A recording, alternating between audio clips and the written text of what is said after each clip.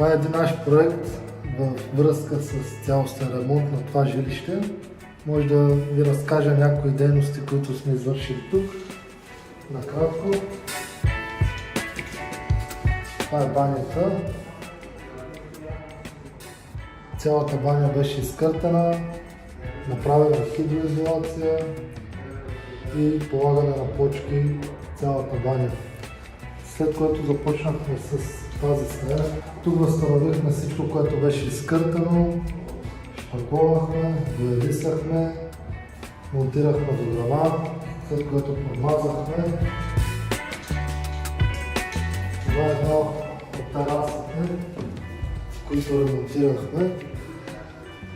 Тук имаше парапет, усвоихме терасата, изидахме, направихме хидроизолация, полагане на плочки, подмазване на дограма, шпакловка, гипсокартонна тавана, шкурене и боядисване на цялата тераса. Това е хола. Тук имаше програмна стена. Бутнахме я и съединихме двете помещения с цел да направим кухня с трапезария всекидневно. Тук изкъртихме всички плочки, положихме плочки навсякъде и боядисахме целия апартамент. Тук също монтирахме дограма. Това е другата тераса, която е също малко в ремонт.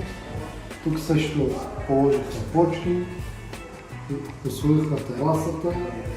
Тук всичко беше изкъртено, сложихме дограма, шпакловахме, боядисахме таваните, стените, всичко.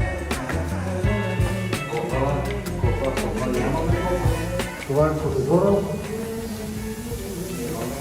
В коридора имаше ламперия, изкъртахме ламперията, шпакловахме, възстановихме всичко, което беше изкъртено, положихме навсякъде плочки и общо взето това.